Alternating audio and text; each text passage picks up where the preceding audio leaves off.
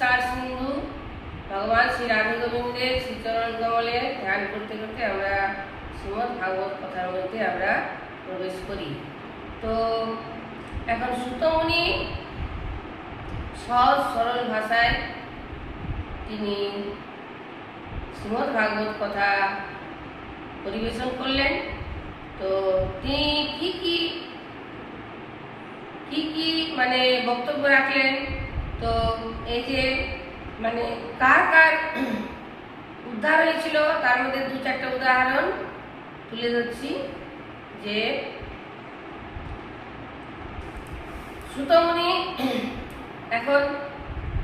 বলছেন যে নারদ মুনি একদিন বৃন্দাবনের এসে পৌঁছেছেন এবং তিনি যমুনার তীরে তিনি বীণা বাজিয়ে তিনি নারায়ণ নারায়ণ গান করতে করতে তিনি হেঁটে বেড়াচ্ছেন।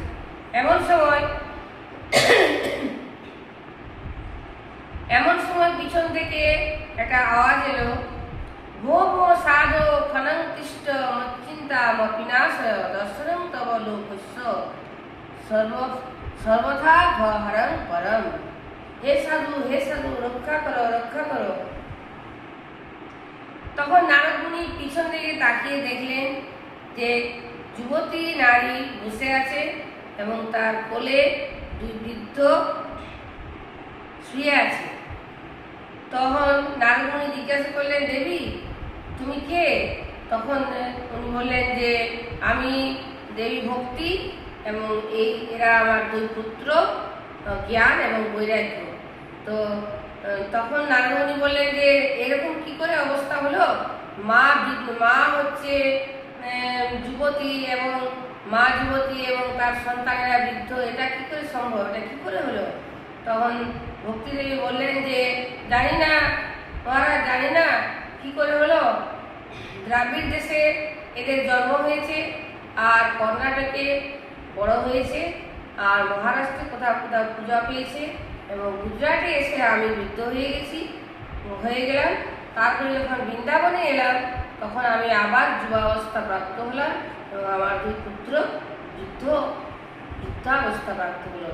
তো হে সাধু রক্ষা করো, এরকম কি করে হলো আমি জানি না, বৃন্দাবন আসতেই এরকম এটা হয়ে গেল। তো ভক্তিদেবী কখনো কখনো যমুনা জল গঙ্গা জল তার সন্তানদের উপরে মুখে দিচ্ছে, কিছু ঠিক হচ্ছে না। হে মুনিবর, আপনি রক্ষা করুন, আমার সন্তানদের উদ্ধার করুন। তখন নারদ মুনি বললেন যে কোনো চিন্তা নেই, আমি এখনই ঠিক করে দিচ্ছি, আমি এদের কানে আমি বেদ মন্ত্র উচ্চারণ করে দিলে ঠিক হয়ে যাবে। তো নারদ মুনি তখন জ্ঞান এবং বৈরাগ্য এদের কর্ণে বেদ এবং উপনিষদের মন্ত্র উচ্চারণ করতে লাগলেন।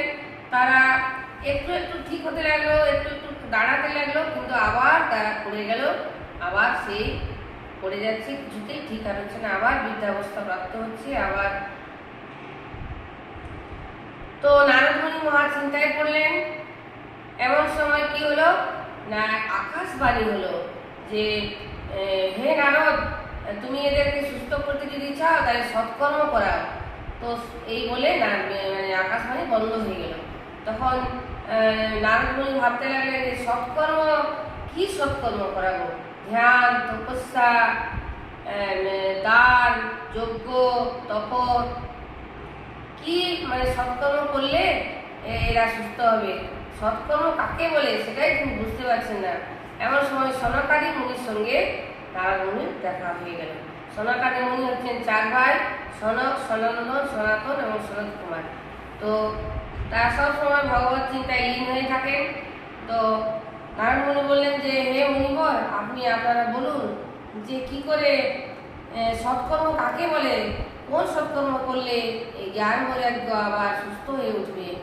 তখন সনকাদি মুনি বললেন যে হে মুনিবর, হে নারদ মুনি, যদি আমাদের কথা শুনেন তাহলে সব সৎকর্ম এই ভাগবত কথা করালে, ভাগবত কথার মধ্যে শ্রীমদ্ ভাগবত কথা আপনি করান, তাহলে শ্রীমদ্ ভাগবত কথার মধ্যে সমস্ত সৎকর্ম এটার মধ্যেই আছে। তখন নারদমুনি শ্রীমদ ভাগবত কথা করালেন। কোথায় করালেন? না ঋষিকেশে, হরিদ্বারের নিকট ঋষিকেশে আনন্দ ঘাট নামক ঘাটে তিনি সৎকর্ম এই শ্রীমদ ভাগবত কথা করালেন। তো সেখানে অনেক মুনি ঋষি, অনেক দর্শক, মানে অনেক ভক্ত, অনেক শ্রোতা সেখানে উপস্থিত ছিল। তো সেইখানে তিনি এই শ্রীমদ ভাগবত কথা করালেন। আর শ্রীমদ ভাগবত কারা করলেন? না সনকাদি মুনি শ্রীমদ ভাগবত কথা মানে প্রবচন দান করলেন। তো প্রথম দিন ভাগবত পাঠ, ভাগবত প্রবচন শেষ হতে না হতে সেইখানে এক মহিলা এবং দু যুবক হঠাৎ করে আবির্ভাব হয়ে গেল এবং তারা হরিনাম করতে লাগলো, হরিবোল হরিবোল হরিবোল করতে লাগলো। সবাই আচমকা ভাবছি যে এরা কারা, সবাই প্রশ্ন করছে যে এরা কারা, হঠাৎ এরকম অবস্থা। তখন নারদ মুনি বলে দিলেন যে এরা হচ্ছে দেবী ভক্তি এবং এদের দুই পুত্র জ্ঞান এবং বৈরাগ্য, এনার দুই পুত্র। তো জ্ঞান এবং বৈরাগ্য শ্রীমদ ভাগবত কথা শুনে কি হলো? না যুবাবস্থা প্রাপ্ত হয়ে গেল। তো এই হচ্ছে শ্রীমদ ভাগবতের মহিমা। তো বৃন্দাবনে জ্ঞান এবং বৈরাগ্য বৃদ্ধাবস্থা প্রাপ্ত হয়েছিলেন কেন? না বৃন্দাবনে জ্ঞান বৈরাগ্যের কোনো স্থান নেই। বৃন্দাবন হচ্ছে প্রেমের জায়গা, ভক্তির জায়গা, সেই জন্য জ্ঞান বৈরাগ্যের এরকম অবস্থা হয়েছিল। হঠাৎ তারপরে তারা ভাগবত কথা শুনতেই তারা আবার কৃষ্ণ প্রেম তাদের মধ্যে জেগে উঠল এবং তারা যুবাবস্থা প্রাপ্ত হলো। এই জন্য তাই গৌর হরিবল। আজকে প্রবচন এইখানেই বিশ্রাম রাখছি। তো আসুন একটা হরে কৃষ্ণ মহামন্ত্র করে তারপর আমি বিশ্রাম রাখি। হরে কৃষ্ণ হরে কৃষ্ণ